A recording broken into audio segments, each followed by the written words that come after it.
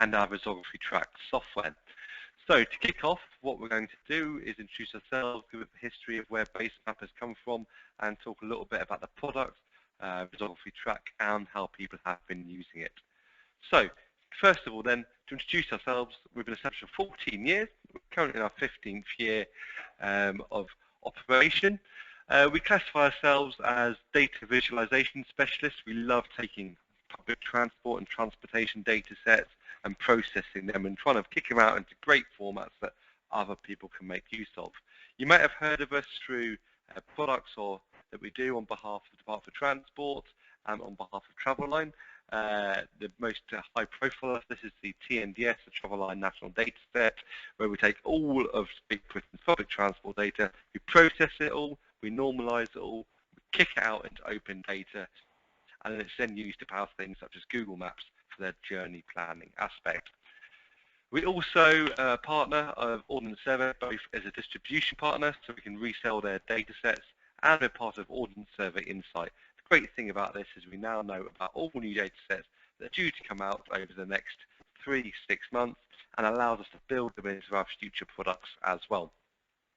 When it comes to transportation planning and travel time assessments, or as it was historically known, accessibility planning, we used to look after a product called Accession, which we looked after from about 2004 through to when we launched TRACC in November 2013.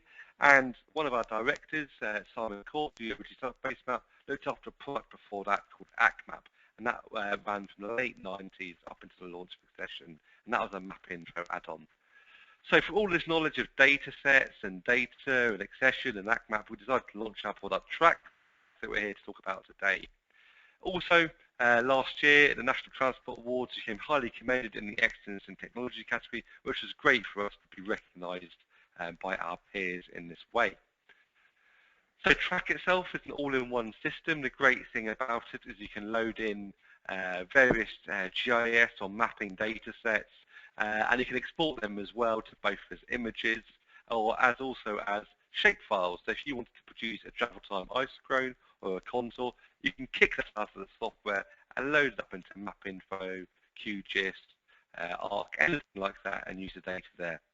Any of the transportation plans you do to produce a matrix of your results, you can export them to CSV and Excel files as well. And also any changes you might make to the transportation network, such as the public transport data, we can export that to AtgoSIF, TransExchange, and GTFS formats. These are the three main formats in which that data is registered. So TRACC itself was designed with a lot of input from various key players in the market, such as the Department for Transport and 20 of the leading councils with regard to accessibility planning. The Department for Transport used to have an accessibility working group, and we tapped into them and used up all their resources and all their knowledge to try and help us build a fantastic product that could be used by many. Off the back of that, the results are verified by them as well, and the great thing about them verifying the results is we know that they know how their networks, they know how long travel time will take, so they've come back saying, yes, that looks good. TRACC is meant to also be a very, very simple to use system with a great intuitive interface.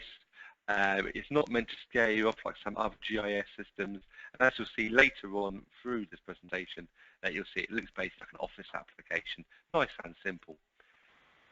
We're also very proud of the support that we offer through the product.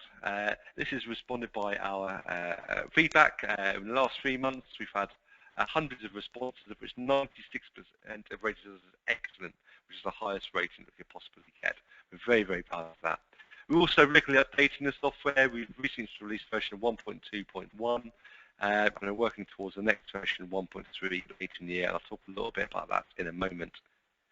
So, TRACC itself is a bare bones system. It comes with no data. We've got loads of knowledge. We can help you out with data, where to get data from, depending if you're a council or a private sector company. We can point you in the right direction and help you suck in all these various data sets. The most popular one at the moment for public funded organisations is the Ordnance Survey ITN master map data. This is a very, very detailed road network which can be used for things such as drive time analysis, because it includes things such as road routing information, basically band turns, one-way streets, and so forth. We can also attach to that urban path data as well, so a very, very detailed footpath network.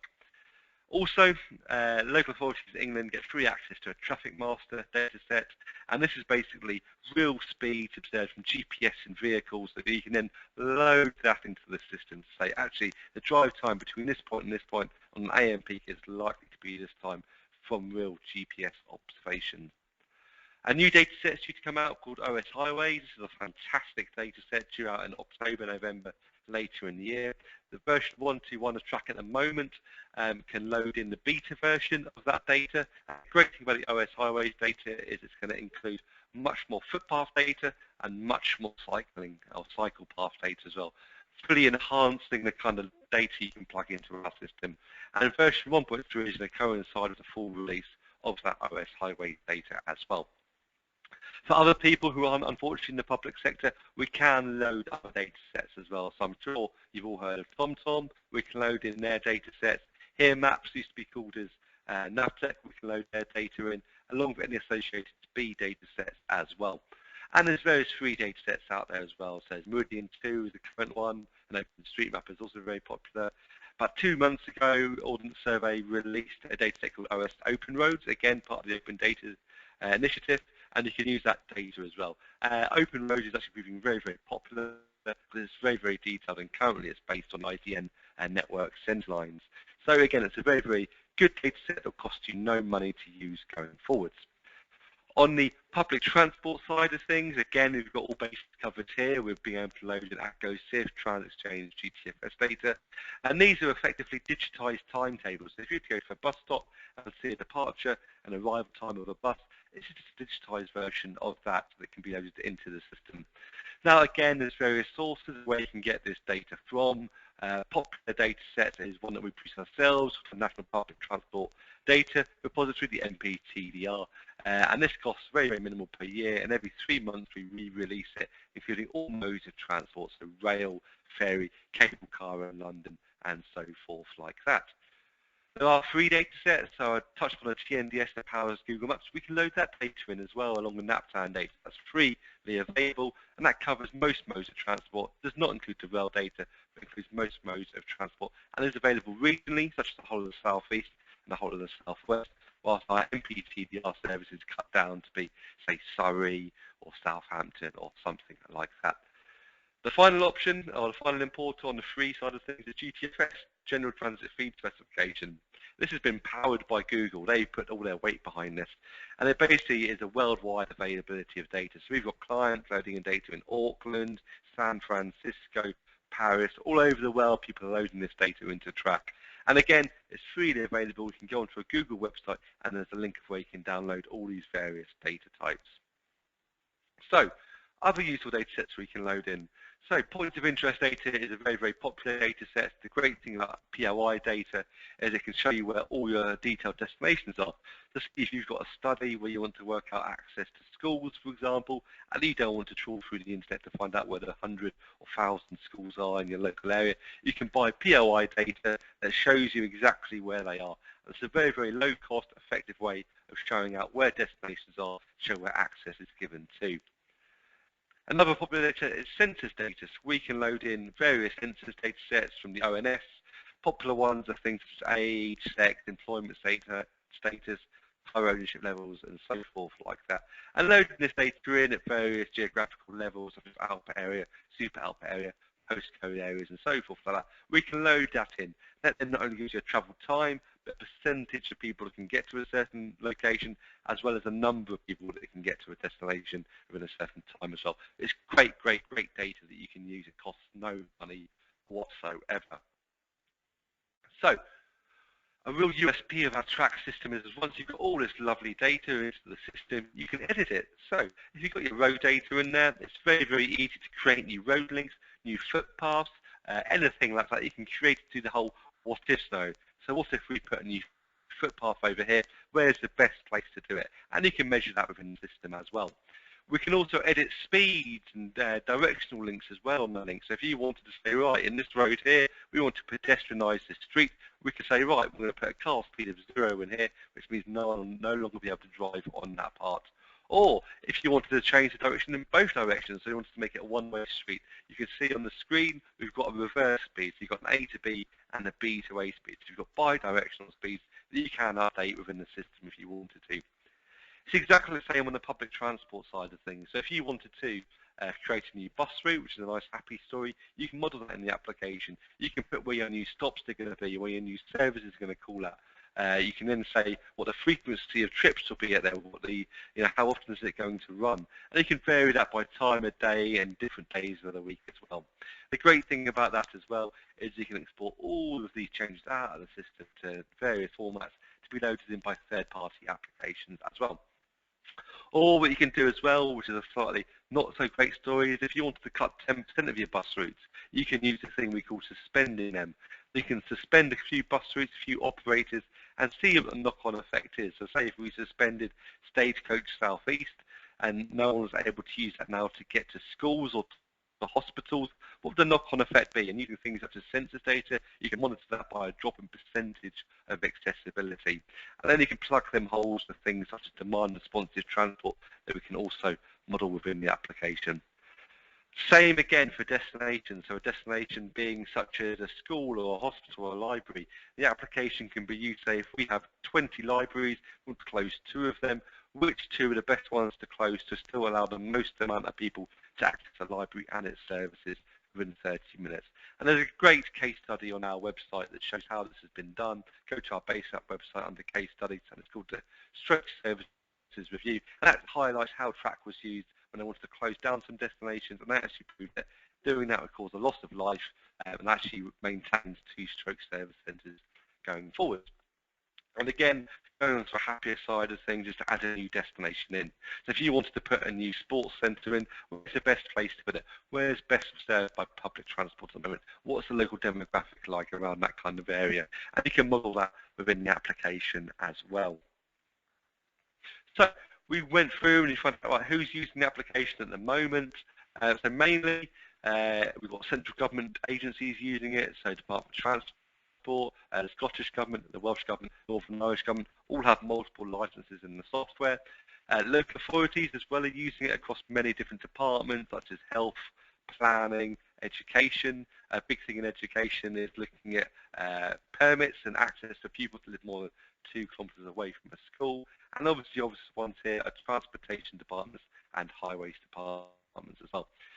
Various private sector clients are using the application as well. I put Sister in there because they used a happy called MVA and helped us with the accession product back in the day, and they fully converted over and are very, very happy with the TRACC software. Also, internationally, it's being used as well with active licenses in Ireland and in Sweden, and we've got trial licenses at the moment in New Zealand, Australia, and Canada. And also, if you have a look at local transport today or transport times, you'll find very much positive press coverage on ourselves as well. And one of our most local kind of growth markets is the NHS, of various trusts and CCGs using the application as well. So then we said, okay, well, we know you're using it. How are you using it? What's the kind of usage case? And the biggest thing that came back a little while ago was basically when central funding, local sustainable transport fund bid work. And one of the local authority areas has won £5–6 million to build new footbridge and new cycle paths off the back of evidence they produced in the TRACC software, which is an absolutely great story. The next one I mentioned a moment ago about the merger of 2 stroke outpatient centres with a case study on our website.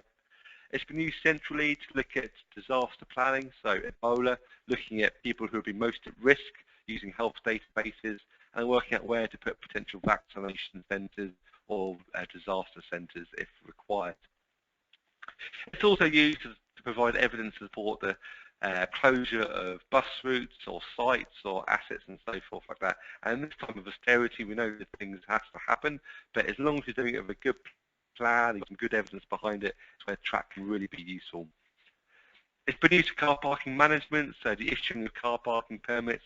So in this instance, we use postcodes and postcodes to work out people's journey times to work within the NHS. And if they could get there within a 30-minute walk, a 20-minute cycle, or a 40-minute public transport journey, then what would happen is they would basically not be able to have a car parking permit.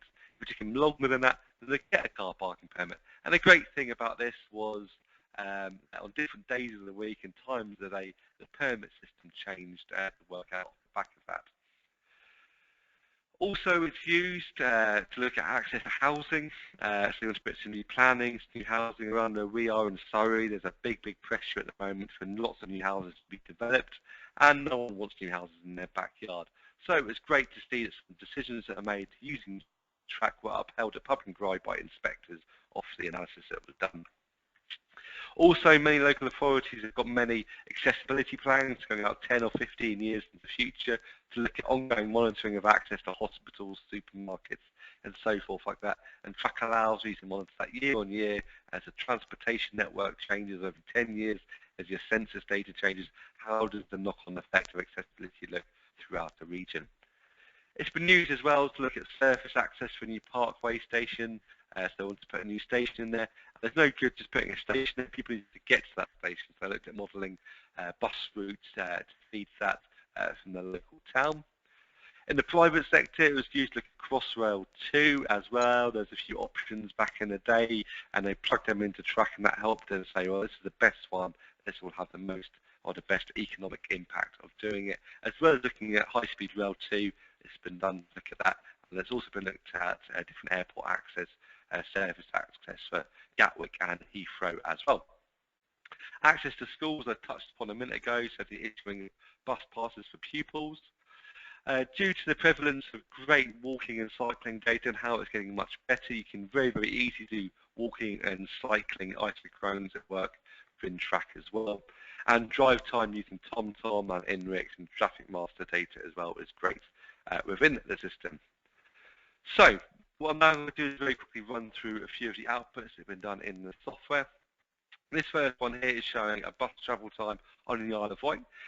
What we can see here is various contours, the contours being the various coloured splotches on the map, I guess, with the red representing the minimal journey time of 5 minutes and the lighter green being 30 minutes. And you can see on the map you've got some kind of blue squares. This represents the location of the sports facilities. So here we can see that lots of the areas around the towns and villages have quite good access to these sports facilities. This was done on a weekday between 9 AM and 4 PM. What we then did is using very similar data, we looked at the cycle time just afterwards. Then, okay, cycle time looks good. Let's look at the walk time, showing the least amount of accessibility. And then what we did is we looked at the car travel time. Obviously, the Isle of Wight doesn't suffer too much with congestion, with most of the island within a 10-minute drive of a sports facility. To give an idea, to load all the data in and produce these 4 outputs took less than 2 hours from start to finish. It's a very quick and simple process to do. Here's a typical example showing an output using postcodes. This is a CSV that can be produced out of the system, showing an origin name, so CF101AA. Their showing time to a new site is 19 minutes in total, and we've got various other options in there as well, different postcodes. The interesting one there is CF101AQ. That has a return value of 10 million, which basically shows that that postcode is no longer able to get to that new site. This is some work done looking at access to hospitals in Belfast. There's 6 hospitals in total in the centre of Belfast, in case you were wondering. And on the left-hand side, you've got a standard visual representation of that. So you can see all the areas in red over the 10-minute bus and walk time, areas in purple are 10 to 20, and areas in the darkest purple to a blue is a 20 to 30-minute journey time to any of them hospitals. And on the right-hand side, we've backed up some figures showing that within 15 minutes, 46,800 people were in a 15-minute journey to Mater in Birmingham, and over a 30-minute period, we can see Royal Group therefore becomes the most accessible, with over 112,000 people able to access that within the 30-minute period. We also have used it to look at the original Crossrail scheme. Great scheme, as again, there's a case study on our website if you're interested in reading about this in more detail, due to open in 2018-2019. And what we want to do is look at an area in London. In this example, we choose Canary Wharf, somewhere that's historically very hard to get to. And this is showing access across London and the home counties to get to Canary Wharf at the moment without the Crossrail route being used. Again, contours showing journey times in 10-minute bands up to a 2-hour period, and we looked at access on a Monday morning between 7 and 9 AM using all modes of transport. What we then did is we plugged in the Crossrail route, which is being shown by the blue line. It is an after snapshot, which we can see just here. It's a bit of a spot the difference at the moment. But what we can do to make it nice and clear is we've got a compare result feature within TRACC. So if we go to the next result here, this then shows one result minus the other result. So here we can see where there's journey time improvements. So along the blue lines where you've got Crossrail at the moment, you can see the obvious improvement in the journey time. To the west around Burnham and Maidenhead, as we're seeing journey time reductions of 40 to 45 minutes, which is absolutely fantastic. Then we'll see quite a few improvements to the north around Hemel and Waltham and Cheshunt and places like that, where people can use the East Coast and West Coast main lines to interchange onto the Great Tube network to then get across to Canary Wharf. We can also see around Dartford and Gravesend, we've got currently High Speed Rail 1 running at the moment. People can interchange at Stratford, which is part of the Crossrail route, to then get into Canary Wharf at a much quicker journey time. And again, picture's great, but I always think that this type of thing says a lot more. So when we start plugging in census data, we can see that actually currently within 60 minutes there's 4.5 million people able to get to Canary Wharf, and after Crossrail that's an uplift of 12%, or just over 5 million people, or 500,000 more people able to do that. And this is how you can then start seeing the actual benefits of these major infrastructure changes being implemented. We've done a similar thing here for Edinburgh Tram. If anyone here is from Scotland at Edinburgh, please don't take too much offence from this. This is basically showing access currently for Edinburgh and the surrounding areas using hard data for access to the airport. Again, on a Monday 7 to 9, there's a contour showing journey time in 10-minute bands after an hour. And then what we can see after that is an after snapshot. As again, I'm going to compare before I go back to the first and over to the second one. You can see there's minimal difference in the two. If you look at the census variability here, we can see over a 30-minute, actually the tram makes quite a big difference, with 15% more people able to get to the airport within a given time. And actually over a 1 hour period, it's not quite such a good news story, with only 240 more households able to do that journey. And the main reason here is we found that there's a coach service called the Airlink Express that did that same journey from the airport to the centre of Edinburgh 5 minutes quicker and for £1 cheaper. To defend the tram though, it's got a park and ride system a bit further closer, and when I used the tram previously, it was actually a very good system. Here is an export showing TomTom speed data, just showing what you could do with TomTom data if you load it into our system, showing drive time analysis across the whole of the centre of London here, the hospitals using a daily average speed. This is a slightly old one from a few years ago. We've also got here showing some of the kind of transparency we offer within the application. So here we can see an origin to destination path report. What this is doing is showing you from an origin, so this is where the start point was of various black dots, the complete journey to get to the destination point. And as part of this journey, they decided to get on a bus at Donegal Square East. They got on that bus at 7:35 in the morning. They stayed on it for 4 minutes and got off at 7:39. The best service number was 92. And this helps you error check any of the results that come out of your system. And then finally, as I mentioned before, it's an international software solution. So what we've got here is a couple of contour maps on the left showing access in Australia, Perth, Australia, to a new AFL stadium, again showing journey times in 10, 20, 30, 40, 50, 60 minutes and so forth. And on the right-hand side, we've got a nice map of Paris, showing access to the Eiffel Tower, showing access there, again, via public transport data. Now, if you have any sort of questions at all, or to find any more about TRACC, please visit our website, www.basemap.co.uk. Now, in a moment, the second part of the webinar will now take us through the application and show us a few examples of how it has been used.